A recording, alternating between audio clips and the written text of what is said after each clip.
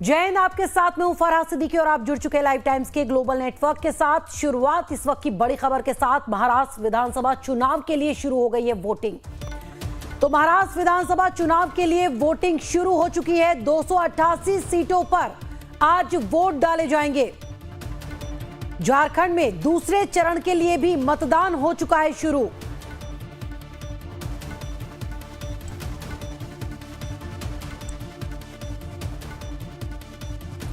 तो 5 राज्यों में 15 सीटों पर उपचुनाव के लिए वोटिंग शुरू। महाराष्ट्र विधानसभा चुनाव के लिए शुरू हो चुकी है वोटिंग। 288 सीटों पर वोट डाले जा रहे हैं। 288 सीटों पर चुनाव के लिए वोटिंग शुरू हो चुकी है। झारखंड की बात करें तो वहां भी दूसरे चरण के लिए 38 सीटों पर शुरू हो चुका है मतदान। 5 राज्यों में 15 सीटों पर उपचुनाव के लिए वोटिंग शुरू हो चुकी है। एक और बड़ी खबर इस वक्त की, नागपुर में संघ प्रमुख पहुंचे हैं अपना वोट डालने के लिए। तो आरएसएस प्रमुख मोहन भागवत वोट डालने पहुंचे। नागपुर में संघ प्रमुख वोट डालने के लिए पहुंचे। आरएसएस प्रमुख मोहन भागवत वोट डालने पहुंचे अपना।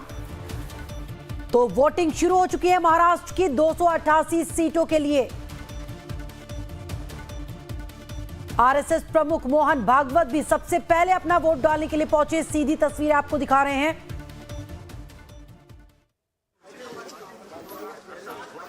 तो महाराष्ट्र विधानसभा का चुनाव 288 सीटों पर वोटिंग शुरू हो चुकी है।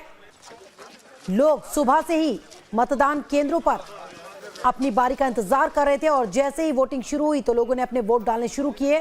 तो संघ प्रमुख मोहन भागवत भी अपना वोट डालने के लिए पहुंचे। सबसे पहले वो मतदान केंद्र पर नजर आए और अपना वोट डालकर वहां से निकलते हुए संघ प्रमुख मोहन भागवत। महाराष्ट्र के राज्यपाल अपना वोट डालने के लिए पहुंचे थे। Ours is the biggest democracy of the world.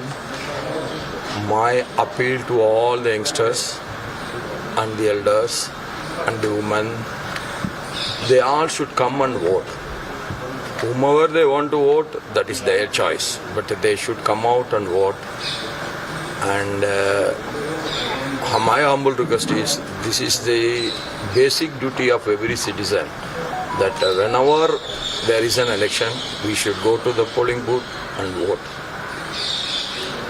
And I once again request all the people to come out and vote. Don't wait at home till the evening. Come at your convenient time and vote, so that the democracy will get strengthened by your voting. Thank you. Please go again.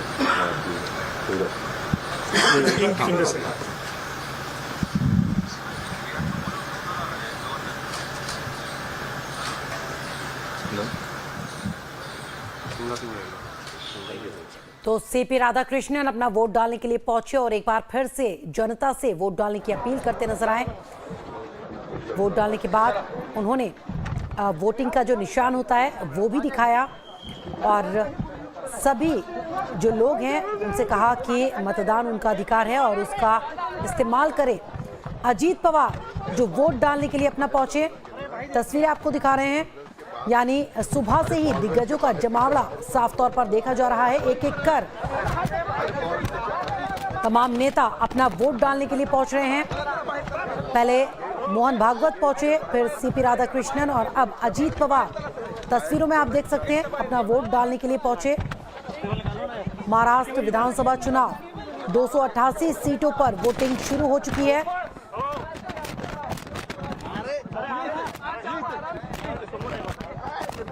तो लोग अपना vote डालने के लिए पहुंच रहे हैं।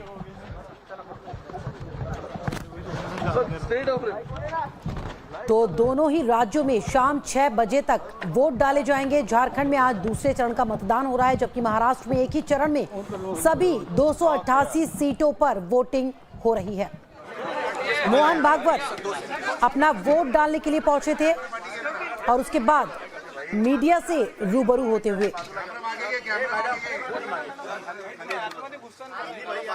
तो आरएसएस प्रमुख मोहन भागवत अपना वोट डालने के लिए पहुंचे। तमाम दिग्गज सुबह ही सबसे पहले वोट डालने के लिए पहुंच गए।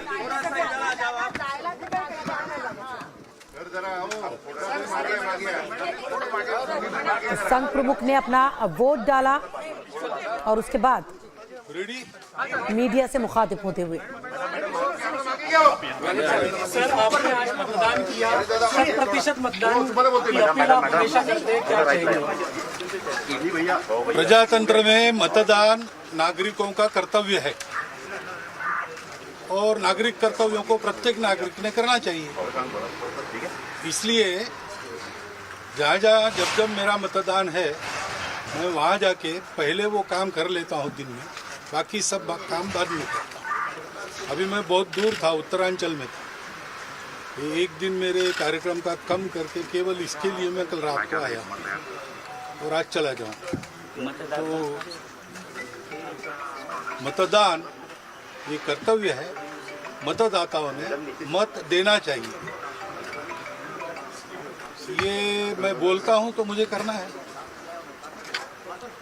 पिछले कुछ सालों में राजनीति का जो स्तर है वो गिरा है, इस वजह से लोग मतदान कम कर रहे हैं। ये आज के दिन नहीं पूछ रहे, बाद में। मैडम एक मिनिट मतदान करणे हे मतदारांचं कर्तव्य आहे आणि म्हणून जेव्हा जिथे माझं मतदान असेल, म्हणजे एकाच ठिकाणी आहे इथेच, तेव्हा मी सकाळी पहिल्यांदा हे काम करतो आणि नंतर सगळी कामं करतो। आता मी दुसरी आपने देखा होगा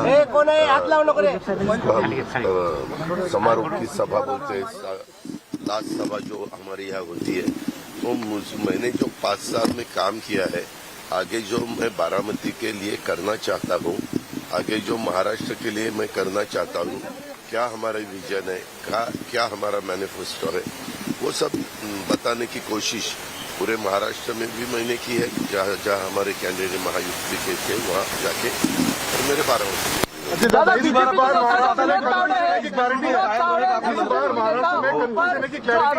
इसके बारे में ये जो है वो बारामती वालों का अधिकार है। बारामती के लोग इसके बारे में सोचेंगे, लेकिन मुझे विश्वास है बारामती के लोग मुझे बहुत अच्छे डिफरेंस से, अच्छे मार्जिन से जिता के देंगे।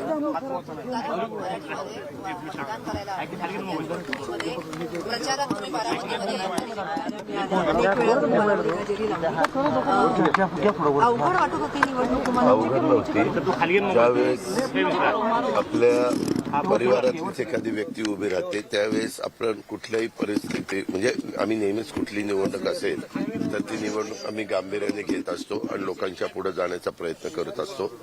मला ही निवडणूक विकासावर न्यायची होती। मला ही निवडणूक सकारात्मक दृष्ट्या कुणावरही टीका टिप्पणी न करता लढायची।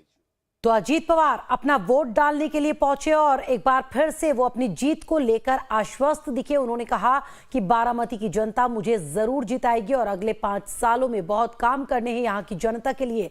उससे पहले मोहन भागवत को भी आपने सुना, उन्होंने कहा कि मतदान करना हमारा कर्तव्य होता है और सभी को मतदान सबसे पहले करना चाहिए। मैं जहां भी होता हूं सबसे पहले अपना वोट डालने के लिए पहुंचता हूं जहां पर भी मेरा वोट होता है। उन्होंने ये भी बताया कि वो उत्तराखंड में थे और अपना कार्यक्रम एक दिन डिले करके वो यहाँ पर सिर्फ मतदान करने के लिए आए हैं और उसके बाद यहाँ से मत करने के बाद वो फिर से रवाना हो जाएंगे अपने कार्यक्रम के लिए। तो एक एक कर तमाम दिग्गज अपना वोट डालने के लिए पहुंच रहे हैं।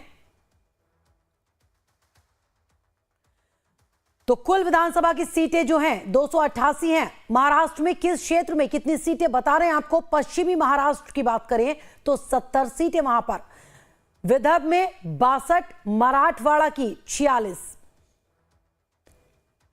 ठाणे कोंकण की बात करें तो 39 सीट, उत्तरी महाराष्ट्र में 35 और मुंबई में 36 सीटें। कौन कौन से दिग्गजों की टक्कर है वो आपको बताते हैं। कोपरी 5 पाखाड़ी से एकनाथ शिंदे और केदार दिघे चुनावी मैदान में। नागपुर दक्षिण पश्चिम से देवेंद्र फडणवीस बीजेपी से, तो कांग्रेस से प्रफुल्ल विनोद गुड़ादे। बारामती से अजीत पवार और युगेंद्र पवार आमने सामने। वर्ली सीट की बात करें तो आदित्य ठाकरे और मिलिंद देवड़ा।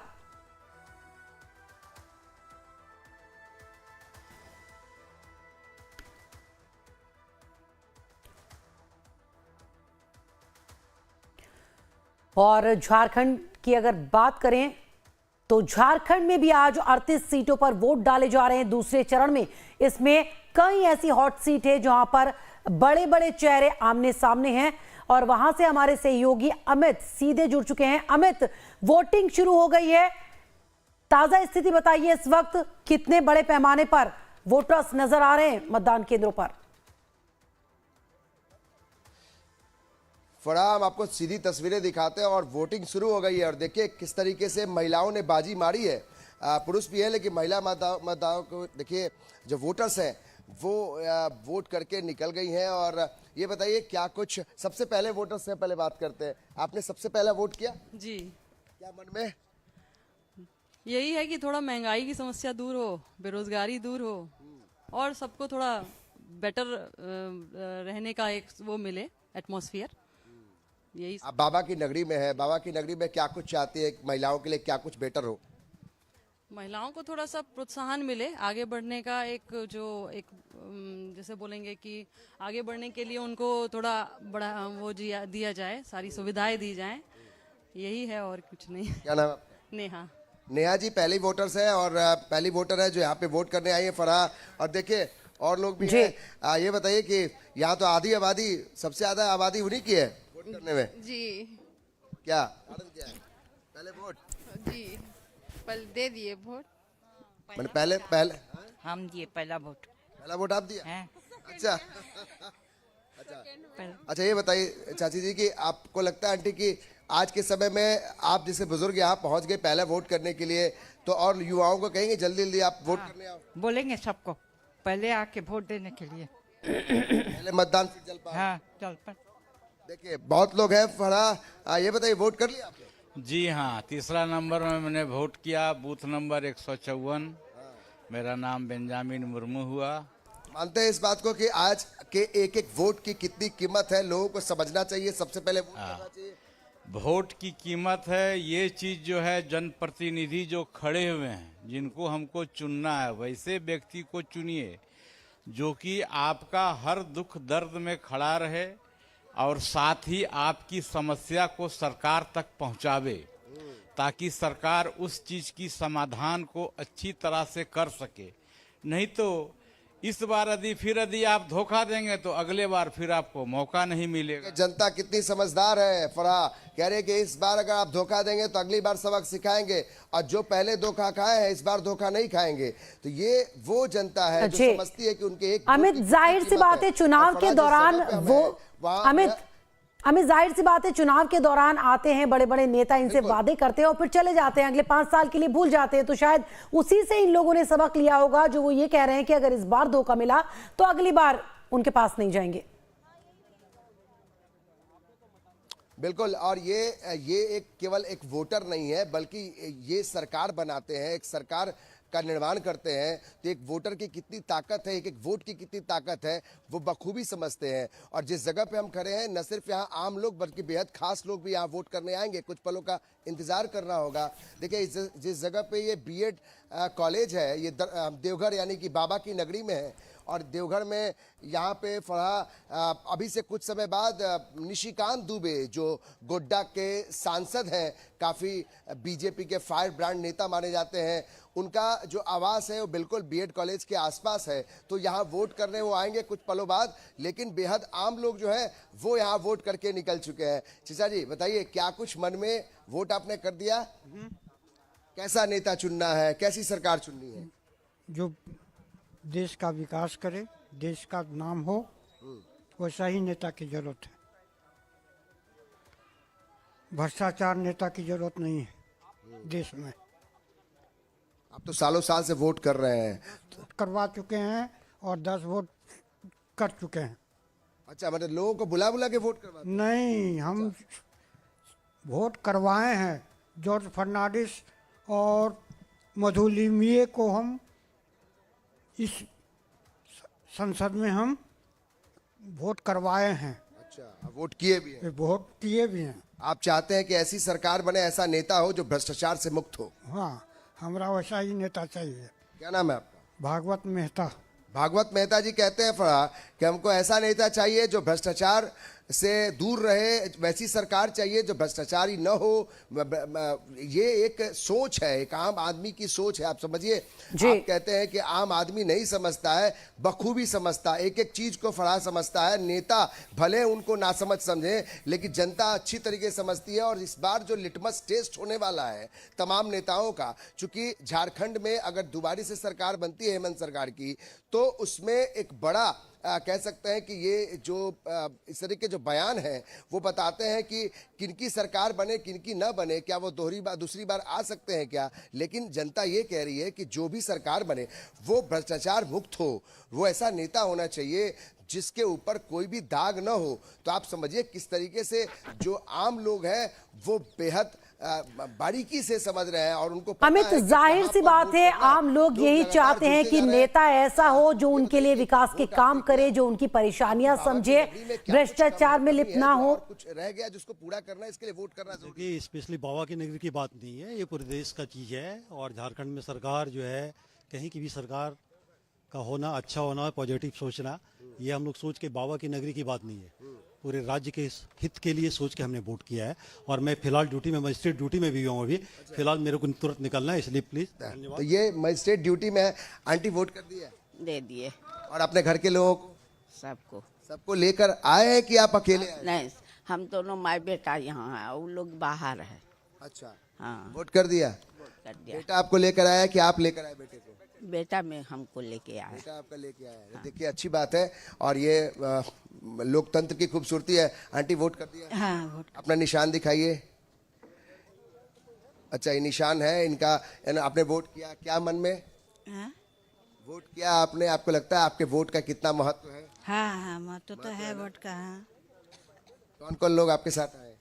मेरा हम अकेले आए हैं। अकेले आए? चलिए, तो ये माता जी हैं जो बता रही है कि अकेले आई हैं, लेकिन वोट करना इनको पता है कितना महत्व है। जो लोग हैं, वोटर हैं, वो जो इस पे ड्यूटी में है या जो वोट करने वाले लोग हैं, लगातार यहाँ जो मतदान केंद्र वहाँ पहुँच रहे हैं। और ये बहुत अच्छी तस्वीर है लोकतंत्र के लिए। और कह सकते हैं कि एक एक वोट की कितनी कीमत है फराह, वो यहाँ देखने से पता चलता है। और ये तस्वीरें हैं देवघर के बीएड कॉलेज की। और यहाँ पे कुछ पलों बाद आम लोगों के साथ खास लोग भी जुड़ेंगे, जिसमें कि उनके अमित, कौन से सांसद हैं वो भी जुड़ेंगे। कुछ लोग हैं जो वोट कर दी। हाँ, हो गया वोट। आप दोनों साथ में आए? आप लेकर आई या आपके हस्बैंड लेकर आए? नहीं, हम लोग दोनों शिक्षा विभाग से हैं, इसलिए दोनों साथ में ही आए हैं। क्या मन में है कि कैसा वोट, कैसा नेता चाहिए आपको देवघर में? नेता तो वही हो जो ईमानदारी से डेवलपमेंट में रुचि रखे। और यहाँ तो थोड़ा ये रोड सकरा है और थोड़ा ये चौड़ाई होना चाहिए रोड में। अंकल क्या लगता है आपको, क्या कुछ होना चाहिए? आज के समय में वोट करते हैं आप, तो किस तरीके से आपके वोट की कीमत है? इन्वायरमेंट क्लीन हो, इन्वायरमेंट पर देना चाहिए। बहुत पीसफुल जगह है। I am retired principal Deoghar college, इसलिए यहाँ शिक्षा पहले बहुत बढ़िया थी, कभी चोरी वोरी नहीं हुआ है। Very peaceful place. और यहाँ पर पीसफुल वोटिंग हो रही है। इन्वायरमेंट को क्लीन करे, नहीं तो एम्स और क्या कहलाता है एयरपोर्ट मिला, इसलिए हम लोग are very happy and thank to the central government, union government. Environment होना चाहिए, इन्वायरमेंट होना चाहिए, माहौल ऐसा बनना चाहिए ताकि क्लीन इन्वायरमेंट हाँ, होना चाहिए। हाँ, और दूसरा बात है कि जो फ्रूट्स है लोकल फॉर वोकल, समझे ना, लोकल होना चाहिए। जो भी है take regional fruits, local fruits, नहीं यही सेव द इन्वायरमेंट। और परिवार में और लोग भी हैं? My wife. ठीक है, तो लगातार लोग जुड़ रहे हैं। अमित, लोग जुड़ रहे हैं, हम सुन भी रहे हैं कि किस तरह से कौन कौन सी चीजों को लेकर लोग वोटिंग करने के लिए पहुंच रहे हैं। देवघर की अगर हम बात करें तो जहां पर आप मौजूद हैं, इस सीट पर किस किस के बीच मुकाबला है और कौन कौन से दिग्गज पहुंचने वाले हैं यहां पर वोट डालने अभी? देखिए फराह, यहाँ बीजेपी और आरजेडी इन दोनों के बीच में मुकाबला है, यानी कि लालू प्रसाद यादव की जो पार्टी है आरजेडी, जो बिहार में काफ़ी प्रभुत्व रखती है, उनका यहाँ पे एक कैंडिडेट है जो बीजेपी यहाँ के सिटिंग कैंडिडेट है। 2 बार से बीजेपी यहाँ जीत हासिल कर चुकी है, वो हैट्रिक मारने की तैयारी है। और जो आरजेडी है वो अपना दमखम दिखा रही है, चूँकि उनको लगता है कि अगर बिहार के बाद झारखंड में भी अपना पैर जमाना है तो यहाँ फिर से हेमंत सरकार फिर से बनाने के लिए वो अपनी ताकत लगाए हुए हैं, जोर आजमाइश कर रहे हैं। लेकिन सबसे महत्वपूर्ण है कि जनता जो है वो जिस तरीके से, यहाँ की जनता जिस तरीके से वोट करने पहुंच रही है वो बहुत महत्वपूर्ण है। फराह को किस तरीके से बयान देती है, वो कहती है कि हम एक एक वोट की कीमत को समझते हैं। जी अमित, मैं लौटूंगी आपके पास, आप नजर बनाए रखिए। उत्तर प्रदेश में भी 9 सीटों पर उपचुनाव हो रहे हैं और उसी पर ज्यादा जानकारी के साथ प्रशांत त्रिपाठी मेरे सहयोगी जुड़ गए हैं। प्रशांत, 9 सीटों पर उपचुनाव, क्या ताजा स्थिति फिलहाल? देखिए 7 बजे से वोटिंग शुरू हो चुकी है और 5 बजे तक चलेगी। और जाहिर तौर पे इस समय मैं गाजियाबाद में हूँ। गाजियाबाद का ये डासना बूथ है जहाँ पे हूँ मैं। सवेरे का वक्त है, ठंड की शुरुआत है, इस वजह से जो वोटर्स हैं बड़ी तादाद में नहीं दिख रहे हैं, लेकिन हम एक नज़ारा आपको दिखाएंगे। आप देख सकते हैं कि चाक चौबंद जो है पुलिस की तरफ से प्रॉपर यहाँ पे किया गया है ताकि जो वोटर्स आए किसी भी तरह की असुविधा उनको ना हो।